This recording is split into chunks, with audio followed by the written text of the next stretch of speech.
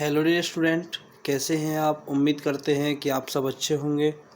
आज इस वीडियो में हम बात करेंगे क्लास 12th का चैप्टर फर्स्ट में हम पढ़ने वाले हैं केमिस्ट्री। तो चैप्टर का नाम रहेगा इसमें ठोस अवस्था, द सॉलिड स्टेट। तो ठोस अवस्था के बारे में हम जानेंगे। उससे पहले देख लेते हैं कि पदार्थ क्या होते हैं, मैटर क्या होते हैं, उसके बारे में देखेंगे। तो मैटर यानी कि पदार्थ वह है जो स्थान घेरता है, जिसमें द्रव्यमान होता है और जिसे अनुभव किया जा सकता है, उसे हम क्या कहेंगे, पदार्थ।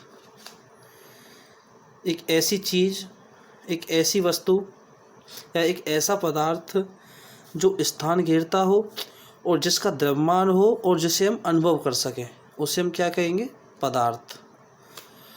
और पदार्थ कितने प्रकार के होते हैं, टाइप ऑफ मैटर, ये हमारे 3 प्रकार के होते हैं।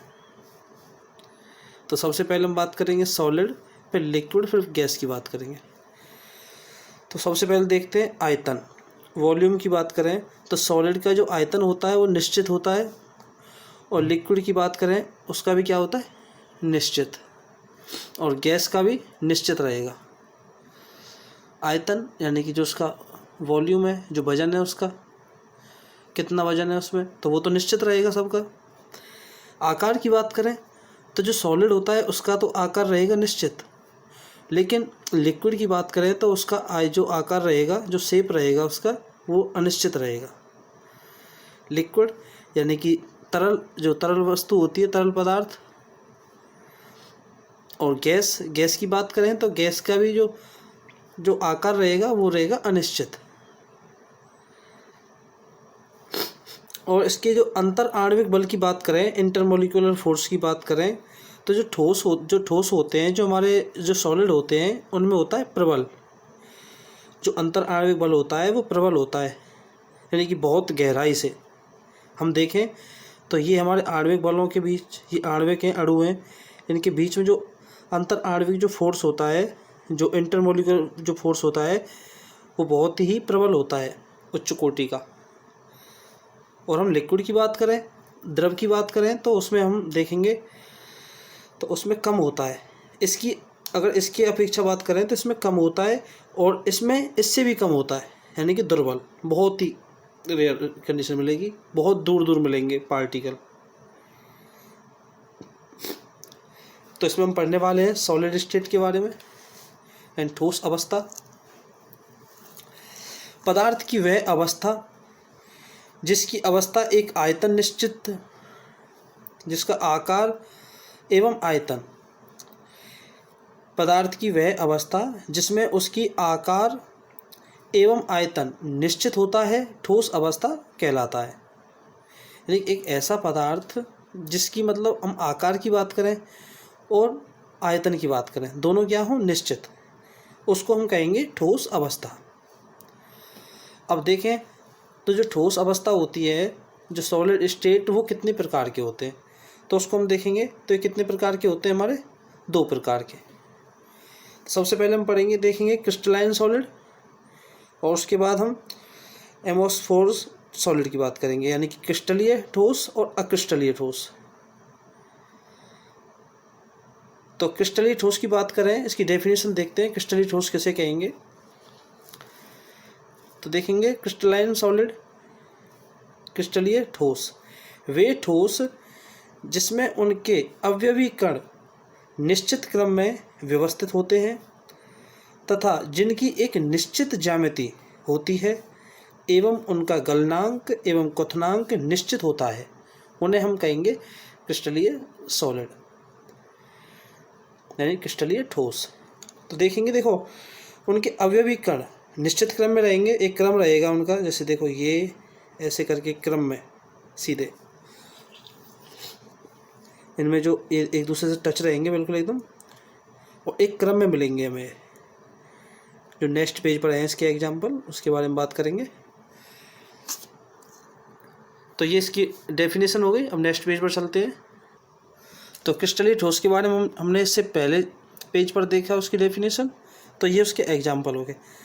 तो एक निश्चित जो इसकी ज्यामिति होती है एक निश्चित आकार की होती है। और इसके लिए हम एग्जाम्पल देखें तो NaCl, ZnS और CaSO4 यानी कि ये नमक हो जाएगा हमारा, और डायमंड और ग्रेफाइट, ये इसके एग्जाम्पल हो जाएंगे। अब हम देखेंगे अक्रिस्टलीय ठोस। तो वे ठोस जिनका गलनांक एवं क्वथनांक निश्चित नहीं होता है तथा वे ठोस जिसमें अवयवी कण निश्चित क्रम में व्यवस्थित नहीं होते हैं तथा जिनकी ज्यामिति अनिश्चित होती है। क्रिस्टलीय ठोस में हमने देखा उसमें निश्चित आकृति मिली थी, उसकी ज्यामिति निश्चित थी, लेकिन इसमें हम देखेंगे कि जो ज्यामिति है वो क्या रहेगी, अनिश्चित। तो ये इस तरीके से मिलते हैं, जिसका एग्जाम्पल होगा। उसमें एक निश्चित क्रम था, इसमें हम देखेंगे कि इसमें एक निश्चित क्रम नहीं है, कोई कहीं है कोई कहीं है। और इसके अगर हम देखें एग्जाम्पल्स रहेंगे हमारे रबर, चारकोल या कांच। अगर हम देखें कि कांच को अगर हम तोड़ें तो इसके जो कण बनेंगे, छोटे छोटे जो टुकड़े होंगे, तो उनका शेप एक सही नहीं होगा एक बिल्कुल। और जो अगर हम चीनी की बात करें, शक्कर, तो उसके हमने शेप देखे हैं, तो उनके जो शेप होते हैं वो कैसे होते हैं, एक स्क्वायर शेप होते हैं। स्क्वायर यानी कि घन, क्यूब जैसे। स्क्वायर नहीं बोलेंगे उसको, क्या बोलेंगे, क्यूब, यानी कि घन जैसी स्थिति होती है उनकी। तो वो होते हैं हमारे क्रिस्टलीय ठोस। अक्रिस्टलीय ठोस में एक निश्चित ज्यामिति नहीं होती है इनकी, और इनका जो गलनांक एवं जो क्वथनांक होता है वो एक निश्चित नहीं होता है। इस तरीके से इसकी डेफिनेशन दे सकते हैं। अब हम देखेंगे इसमें जो डिफरेंस क्या है, क्या अंतर है दोनों में। तो हम देखेंगे क्रिस्टलीय और अक्रिस्टलीय ठोसों में अंतर। तो क्रिस्टलाइन सॉलिड की बात करें तो इसके अवयवी कण एक व्यवस्थित होते हैं, व्यवस्थित क्रम में होते हैं, व्यवस्थित क्रम में होते हैं, जिनका गलनांक स्पष्ट होता है और यह विषमदैशिक होता है।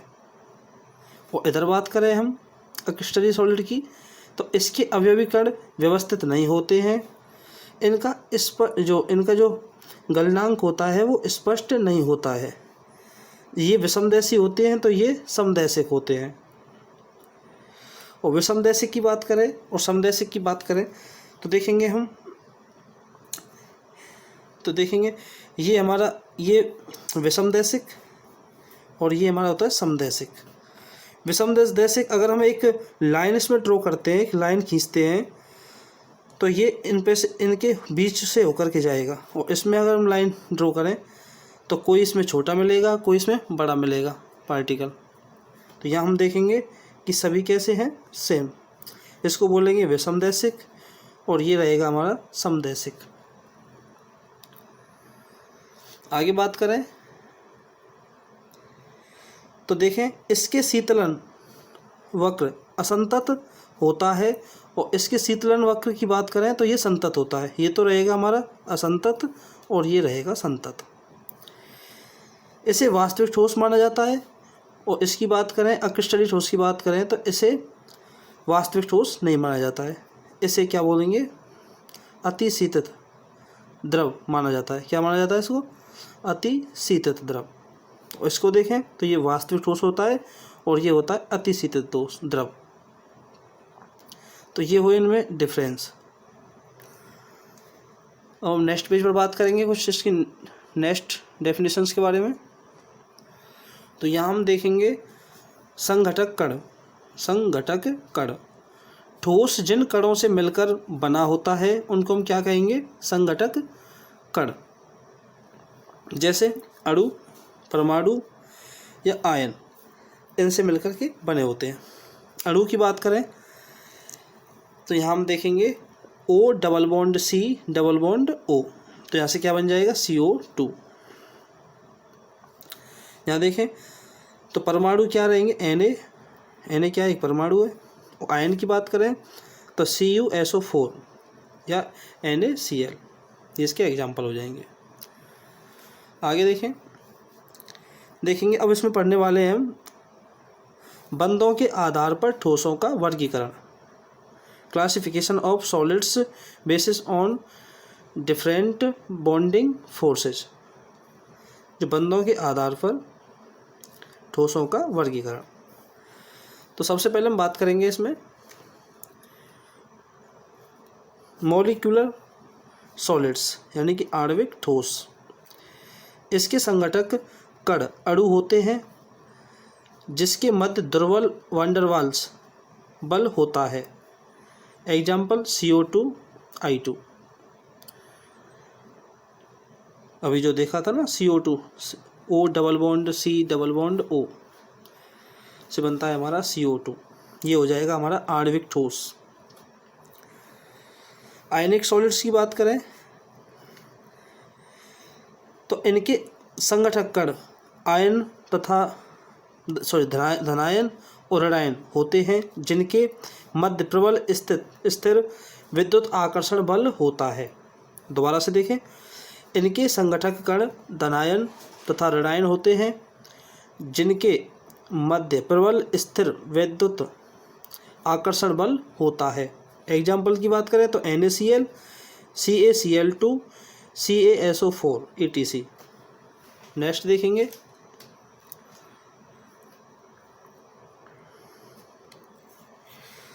देखेंगे कोवलेंट सॉलिड्स। इसमें देखेंगे सहसंयोजी ठोस, सहसंयोजी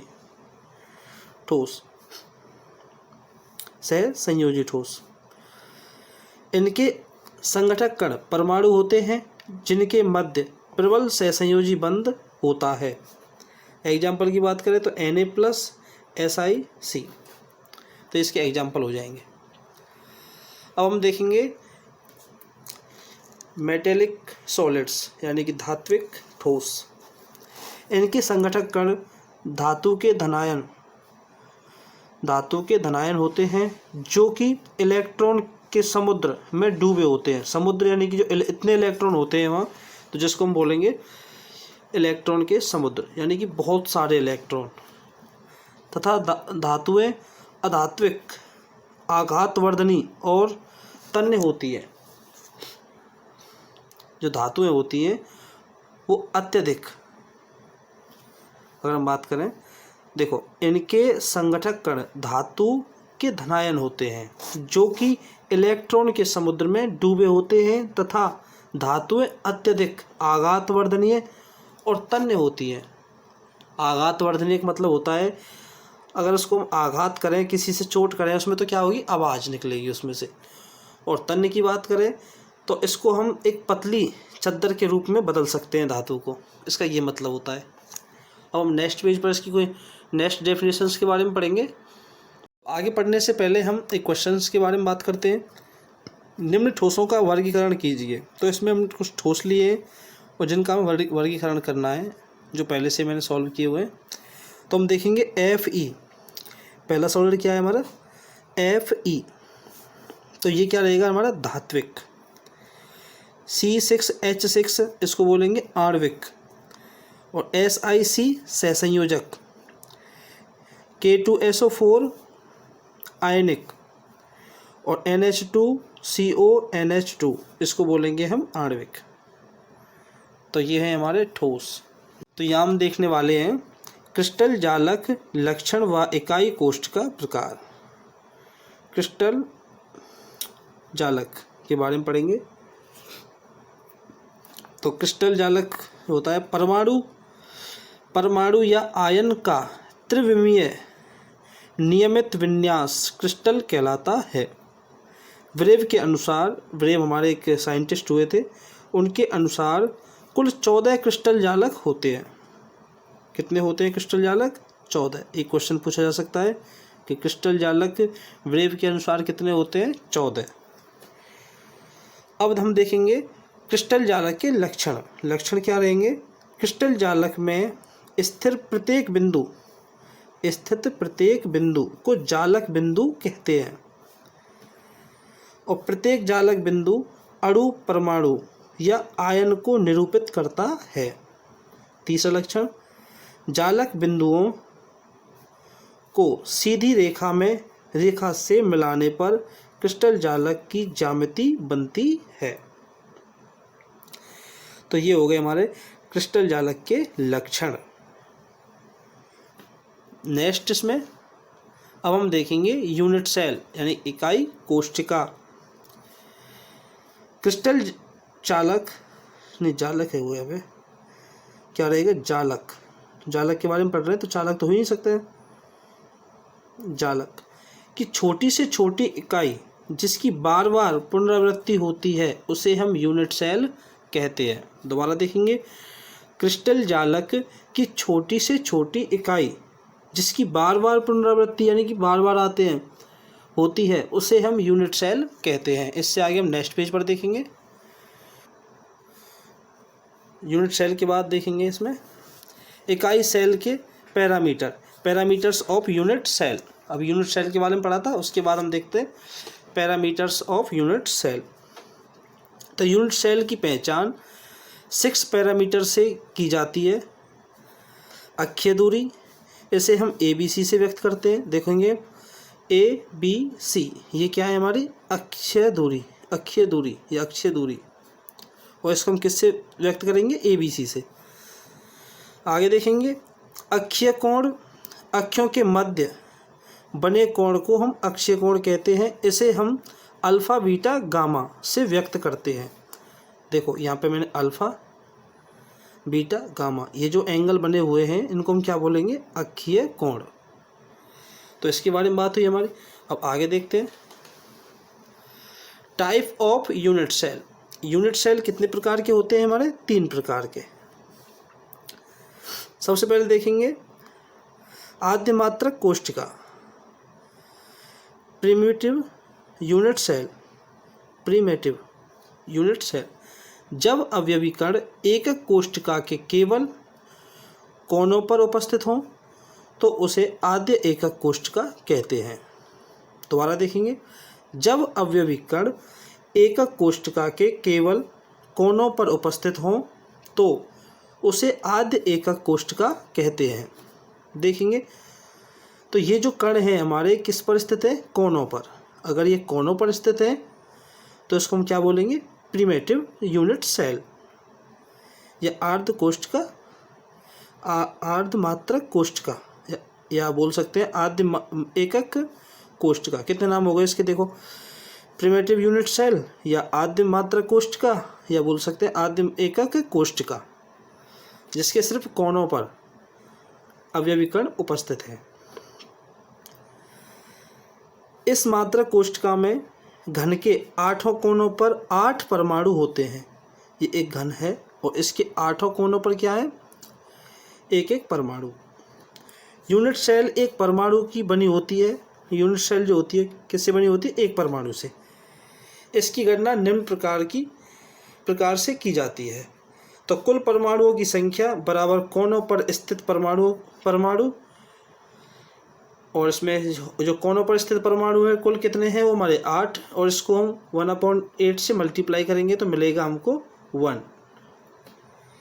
जो मैंने बताया था ना, यूनिट सेल एक परमाणु से बनी होती है, तो इस प्रकार से इसमें एक परमाणु होता है। नेक्स्ट बात करेंगे, ए हमने पढ़ लिया इसमें। अब बी की बात करें, यानी कि नेक्स्ट कितने प्रकार की होती है, 3 प्रकार की होती है। तो सेकंड प्रकार हम देख रहे हैं, तो हम देखेंगे सेंट्रल यूनिट सेल या केंद्रित एकक कोशिका।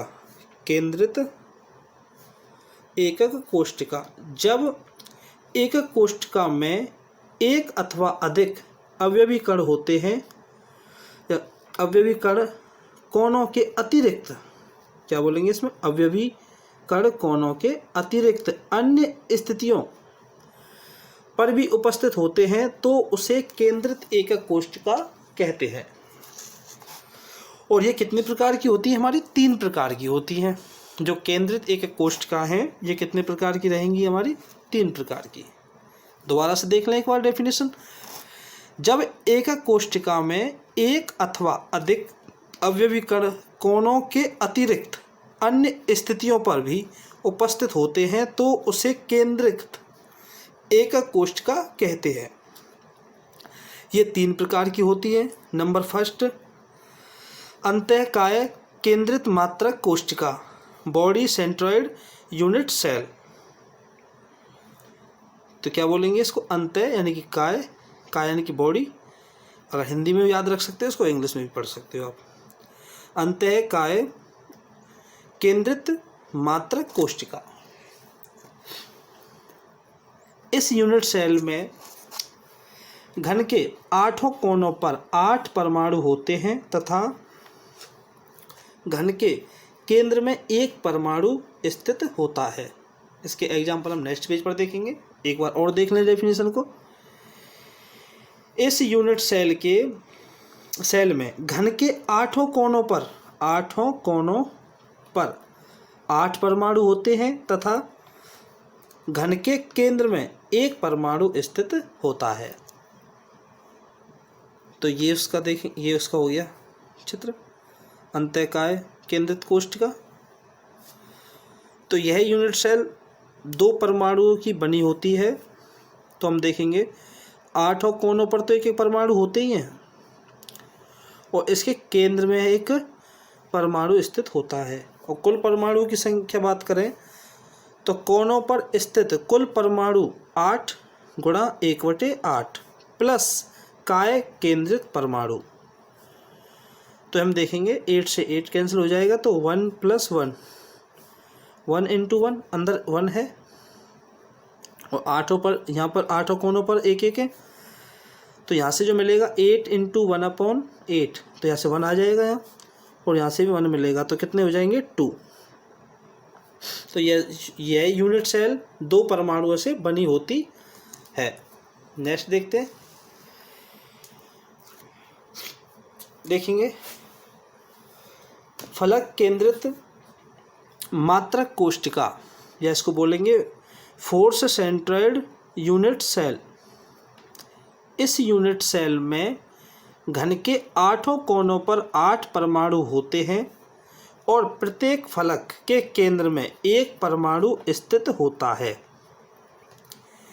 यह यूनिट सेल 4 परमाणुओं की बनी होती है। इसकी गणना निम्न प्रकार से की जाती है। तो गणना के बारे में बाद में बात करेंगे, पहले इसकी डेफिनेशन देखते हैं क्या कह रही है। तो देखो, इसके 8 कोनों पर एक एक परमाणु स्थित है और जो इसके फलक कितने हो गए हमारे, देखो एक ये और एक ये फलक हो जाएगी 1 2 3 4 5 6, कितनी फलक हो जाएंगी इसकी? 6। तो 6 फलकों पर सब पर क्या है? एक एक परमाणु स्थित है। तो देखो किस तरीके से बात करेंगे, इसकी गणना कैसे करेंगे। कुल परमाणुओं की संख्या कोनों पर स्थित कुल परमाणु कितने रहेंगे? 8 × 1/8 ऐसे निकालते आए अब तक हम, प्लस फलक के केंद्रित, यानी कि फलक पर जो स्थित है फलक केंद्रित परमाणुओं की संख्या कितनी हो जाएगी? 6 × 1/2, 6 × 1/2। तो यहाँ से हमें 1 मिल जाएगा और यहाँ से कितना मिलेगा हमें? 3। तो 1 + 3 = 4। इस तरीके से कितने परमाणु होते हैं इसमें? 4। अब हम इसकी तीसरी कंडीशन की बात करेंगे। इसमें देखेंगे एंड सेंट्रल यूनिट सेल, अंतः केंद्रित मात्रक कोशिका।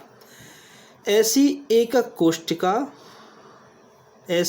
कोशिका में कोनों पर उपस्थित अवयवी कणों के अतिरिक्त एक एक परमाणु अवयवी कण, यानी परमाणु क्या बोलते हैं? अवयवी कण, किन्हीं 2 आमने सामने के फलकों पर पाया जाता है। भाई 8 पर तो रहते हैं 8 कोनों पर, वो तो हम पहले से देखते आ रहे हैं। इसमें एक ये हो गया, एक ये ऐसे करके 8 तो होते ही हैं। लेकिन किसी, देखो आमने सामने की, किन्हीं 2 आमने सामने की, देखो एक तो ये परमाणु हो गया हमारा, एक ये हो गया, 2 यहाँ स्थित हैं। तो इस तरीके से जो कुल परमाणुओं की संख्या जो रहेगी हमारे पास, वो 8 × 1/8 प्लस 2 × 1/2। तो 1 + 1 तो कितना हो जाएगा यहाँ भी? 2। इस तरीके से। इससे आगे हम नेक्स्ट पेज पर देखेंगे। हम इसमें नेक्स्ट टॉपिक रहेगा हमारा क्रिस्टलों में निबिड़ संकुलन। क्या रहेगा? क्रिस्टलों में निबिड़ संकुलन। तो परमाणु अणु आयन को गोलाकार माना जाता है। ये इस प्रकार से व्यवस्थित रहते हैं कि इनके मध्य रिक्त स्थान कम से कम हो, इसे निबिड़ संकुलन कहते हैं। इनके मध्य जो रिक्त स्थान है वो क्या है, कम से कम। अब हम देखेंगे क्रिस्टलों में निबिड़ संकुलन त्रिविमीय रूप से 3 प्रकार का होता है। नंबर 1, एक विमा में निबिड़ संकुलन, close packing in 1 dimension. Close packing in 1 dimension, एक विमा में निबिड़ संकुलन। इस व्यवस्था में एक परमाणु 2 परमाणुओं के स्पर्श, एक परमाणु 2 परमाणुओं से स्पर्श करता है, अंततः उपसह संयोजन संख्या 2 होती है। इसमें जो उपसह संयोजन की जो संख्या होती है ना, वो होती है हमारी 2। और ये एक परमाणु जो इसका होता है, जैसे हम बात करें इस परमाणु की, तो ये 2 परमाणुओं से क्या करता है, स्पर्श। इसकी बात करें तो ये इससे स्पर्श कर रहा है, इसकी बात करें तो ये इससे स्पर्श कर रहा है। तो ये जो दिया है एग्जाम्पल, ये किसका एग्जाम्पल होगा हमारा, एक विमा में गोलों का निबिड़ संकुलन। ये एक सीरीज में मिलते हैं इस तरीके से। सेकंड की बात करें, द्विविमा में निबिड़ संकुलन क्लोज पैकिंग इन 2 डायमेंशन। द्विविमा में निबिड़ संकुलन, द्विविमीय निबिड़ संकुलित संरचना निबिड़ संकुलित गोलों की पंक्तियों को एक साथ व्यवस्थित करके या रखकर जनित की जाती है। और ये कितने प्रकार की होती है, 2 प्रकार की। अब किस तरीके से देखो, फर्स्ट की बात करें, द्विविमा में वर्ग निबिड़ संकुलन। देखो एक वर्ग, इसमें बात करें, इसमें हम पढ़ रहे हैं द्विविमा में निबिड़ संकुलन में फर्स्ट पॉइंट इसका। तो द्विविमा में वर्ग निबिड़ संकुलन, यानी कि वर्ग जैसी कंडीशन इसमें मिलेगी। इस व्यवस्था में प्रत्येक गोला 4 निकटवर्ती गोलों से संपर्क में रहता है। देखेंगे इसकी बात करें, देखो ये सब जो एक गोला है हमारा, देखो ये गोला, ये इससे संपर्क में है, ये इससे संपर्क में है, और एक इससे संपर्क में, और एक इससे। तो कितने से रहेगा, दिया है ना, तो चारों से संपर्क में रहेगा। देखिए प्रत्येक गोला 4 निकटवर्ती गोलों के संपर्क में रहता है। इस प्रकार द्विविमीय उपसह संयोजन की संख्या कितनी रहेगी, इसमें 4। कितनी संख्या रहेगी, 4। साथ ही यदि इन सन्निकट 4 गोलों के केंद्रों को जोड़ा जाए तो एक वर्ग प्राप्त होता है। अतः इस संकुलन को द्विविमा में वर्ग निबिड़ संकुलन कहा जाता है। अगर हम देखें इनके केंद्रों को अगर मिला दें इस तरीके से, तो क्या मिलेगा हमें, एक वर्ग। तो यही होता है द्विविमा में निबिड़ संकुलन, वर्ग संकुलन। अब हम बात करेंगे आगे। एक कंडीशन बनती है इसमें षटकोणीय निबिड़ संकुलन। तो द्विविमा में षटकोणीय निबिड़ संकुलन, इस व्यवस्था में मुक्त स्थान कम होता है, यानी कि जो रिक्त स्थान होता है वो बहुत ही कम होता है। इसमें प्रत्येक गोला 6 निकटवर्ती गोलों से या गोलों के संपर्क में रहता है। देखेंगे ये एक गोला हो गया हमारा, देखो ये इसकी बात कर रहा हूँ मैं, तो कितने गोलों के संपर्क में है, 1 2 3 4 5 6, और सहसंयोजन संख्या कितनी हो जाएगी यहाँ, 6। जितने से निकटवर्ती स्पर्श करता है, जिनके संपर्क में रहता है, वही क्या होती है, सहसंयोजन संख्या। इन 6 गोलों के अगर केंद्र को हम समषटकोण के कोणों,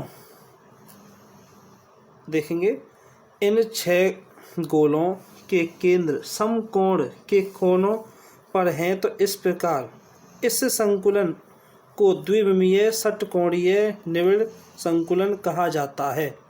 कहने का मतलब ये है, जिन निकटवर्ती 6 गोलों के संपर्क में जो है ना, अगर इनके हम केंद्रों को मिला दें तो हमें क्या मिलेगा, यहाँ से एक षटभुज मिलेगा यहाँ से, जिसको हम बोलेंगे षटकोणीय निबिड़ संकुलन द्विविमीय।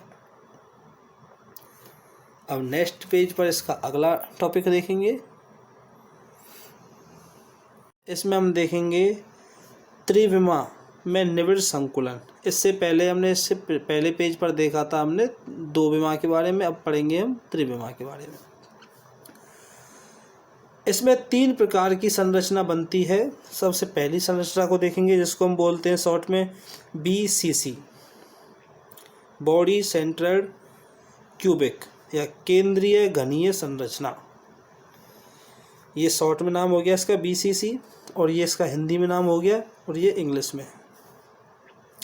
इसमें उप सहसंयोजन की संख्या 8 होती है, और इसकी जो कुल दक्षता यानी कि क्षमता जो होती है इसकी, वो होती है हमारी 68%, और रिक्त स्थान इसमें होते हैं 32%।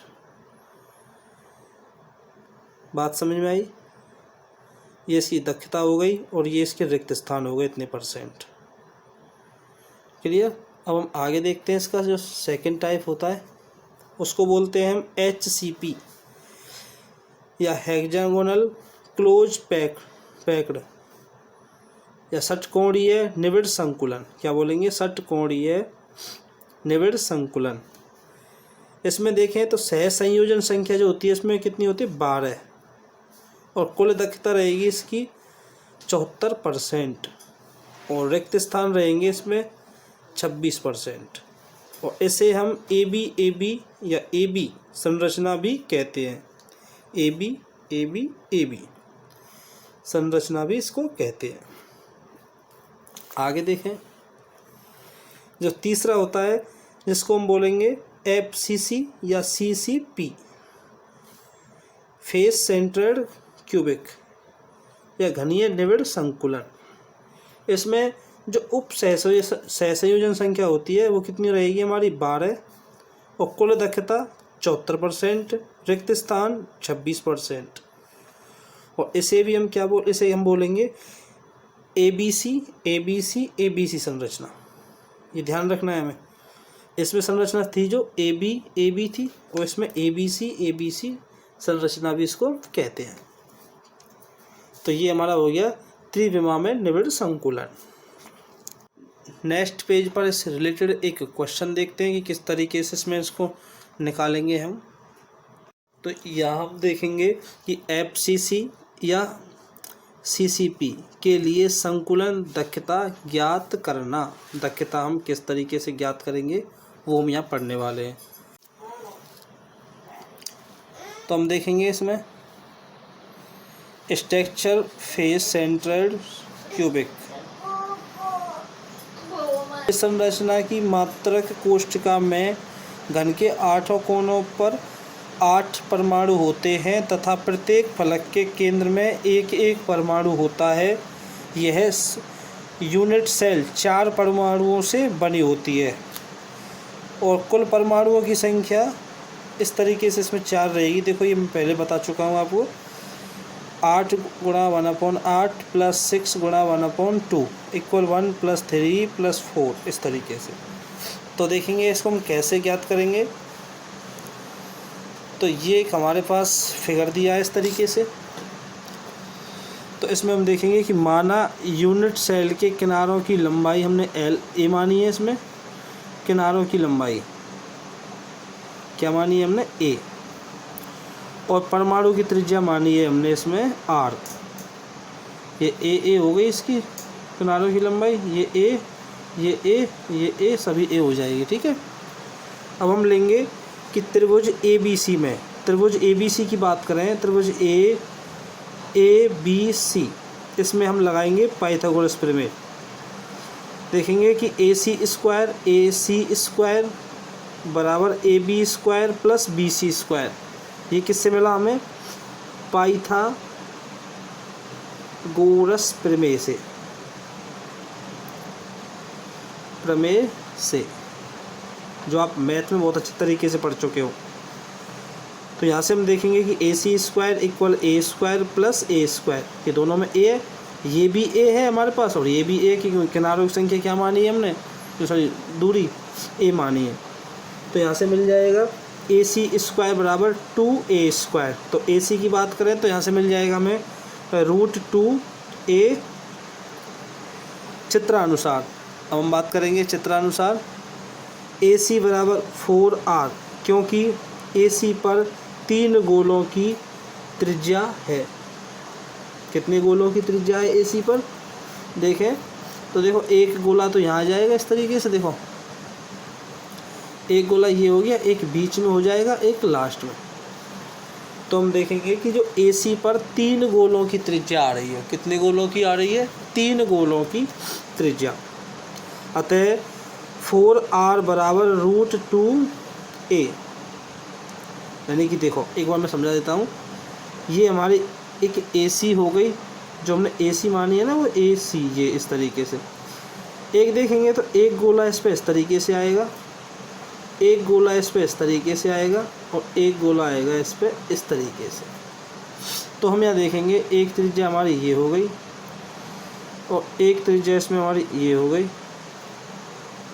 और एक त्रिज्या हो जाएगी यहाँ, तो एक त्रिज्या हो जाएगी यहाँ।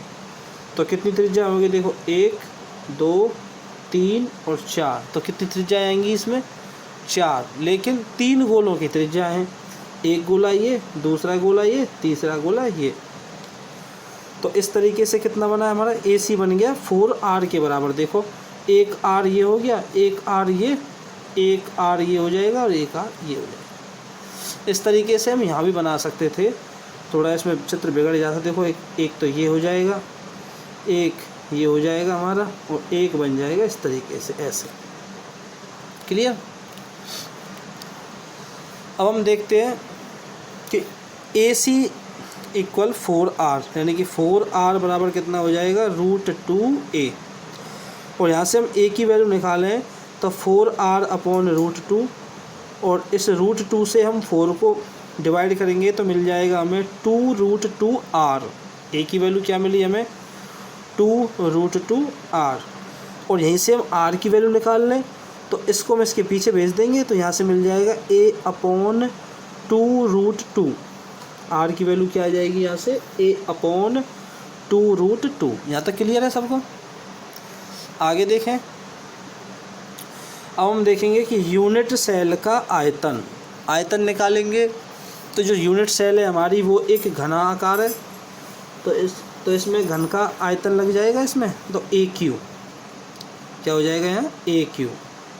तो हम देखेंगे AQ बराबर 2√2R, और इसकी होल पावर कितनी हो जाएगी? 3, क्योंकि A की वैल्यू हम कहाँ से लिए? यहाँ से ले लेंगे इस A की वैल्यू को, और इसका Q करेंगे तो ये हो जाएगा हमारे पास 16√2RQ। तो AQ कितना निकल के आया? 16√2RQ। ठीक है। इसके बाद देखेंगे एक परमाणु का आयतन, और परमाणु किस तरीका का दिया है हमें? गोला जैसा। और गोले का जो आयतन होता है वो होता है 4/3 πr² Q। 4/3 πr²। एक परमाणु का आयतन। तो हमारे परमाणु कितने हैं हमारे पास? 4 परमाणु। तो 4 परमाणु का आयतन हो जाएगा 4 × 4/3 πr²। अब हम देखेंगे संकुलन दक्षता के बारे में। क्या निकालेंगे?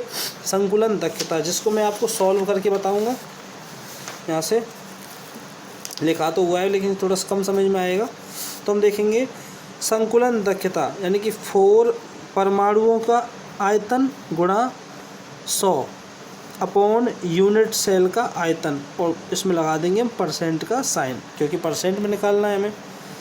तो हम यहाँ से देखेंगे 4 × 4/3 πr²। ये क्या था? उसका आयतन 4 से गुणा कर दिया, यानी परमाणु का आयतन ये, और इसको हमने 4 से गुणा कर दिया, × 100 अपॉन जो यूनिट सेल का जो आयतन निकला था हमारा। देखो ये यहाँ से देखो ये रहा, ये आयतन निकाला था हमने। ये वैल्यू यहाँ पुट कर देंगे, ये रखिए। तो यहाँ 16√2RQ। और ये परसेंट का साइन इस पर चलता रहेगा। तो हम अब यहाँ देखेंगे कि यहाँ आर क्यू से आर क्यू कैंसिल हो जाएगा और ये यहाँ से इसको ये कैंसिल कर देगा कितने 4 टाइम।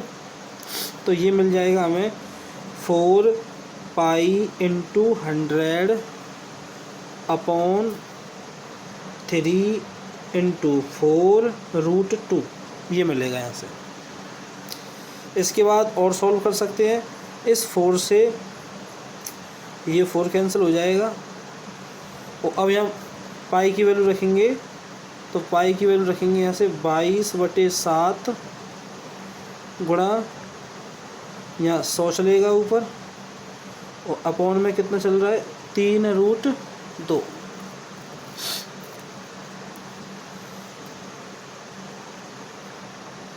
इसके बाद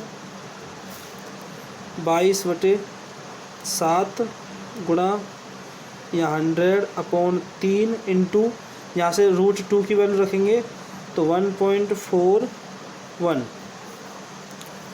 और इसके बाद इसको सॉल्व करेंगे।